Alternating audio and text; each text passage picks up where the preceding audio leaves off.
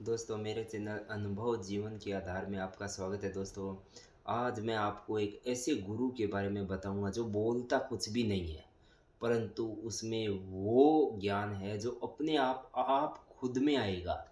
जैसे मान लो मैं आपको एक उदाहरण देता हूँ। पैसा पैसा वो गुरु है जो कागज का बना हुआ है और उसमें कुछ नहीं, वो कुछ भी नहीं बोलता है फिर भी सबको बुला देता है। और ज्ञान कैसे आता है दोस्तों? जब पास में पैसा नहीं तब भी ज्ञान आता है। किसी को उधार दे दो तब भी ज्ञान आता है। और कुछ भी काम करो हर जगह पैसा ज्ञान देता रहता है।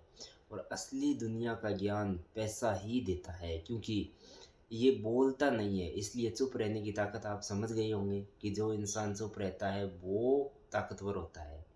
पैसा पैसा बोलता नहीं फिर भी सबको बुला देता है, रुला देता है। इसकी ताकत का कोई अंदाज़ा नहीं लगा सकता। पास में पैसे हो तब भी आप जानते हो, पास में पैसे नहीं हो तब भी आप जानते हो। तो दुनिया का सबसे बड़ा गुरु कौन हुआ? पैसा। जो बोलता नहीं फिर भी राजा है वो। इसलिए दोस्तों, पैसा पास में है तभी सब कुछ है।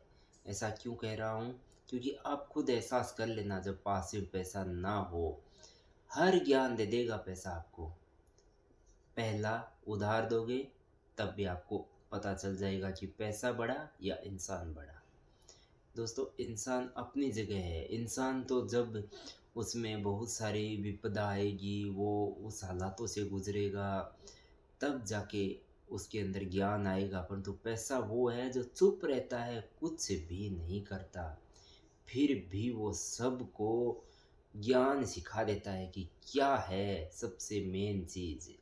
वो पैसा सिखा देता है, वो भी चुप रहकर, कुछ नहीं बोलता वो। आप जियो ना अपने तरीके से। आपके पास में पैसे नहीं है, नहीं कमाने हैं, मत कमाओ, फिर भी कमाना पड़ेगा आपको।